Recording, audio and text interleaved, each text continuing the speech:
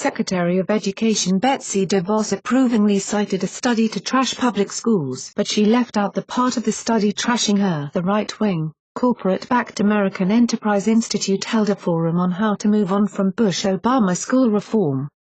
The group hosted Education Secretary Betsy DeVos, who famously has no qualifications for her role other than being a billionaire GOP donor who has poured money into pushing failed school privatization schemes. At the meeting, DeVos railed against the very existence of her own department, citing entrenched Washington bureaucrats under both Republican and Democratic administrations who have broken public schools. As supposed evidence of her claim, she referred to a finding by the American Federation of Teachers, a union of public education professionals that boasts 1.9 million members, that 60% of its teachers reported having moderate to no influence over the content and skills taught in their own classrooms.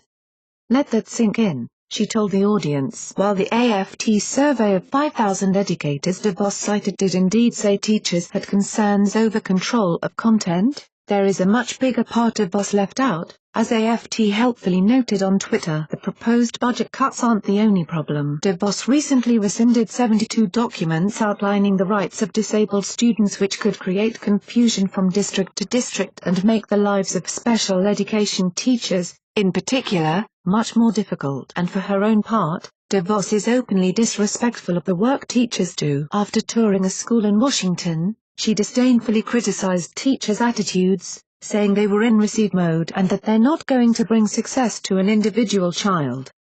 DeVos is also an anti-union champion, which has put her at odds with teachers' unions, including AFT, since before she was even confirmed to the cabinet. Ironically, DeVos' agenda to get rid of unions and defund public education goes in the opposite direction of what she claimed to support. AFT President Randy Reinarton said in a statement to Sharebelly Media. That's why the same report she cited showed that 86% of teachers surveyed felt disrespected by DeVos and 95% of educators said they needed strong unions. So if we really do agree on this, I'd ask her to spend more time listening to what teachers say they need to be successful.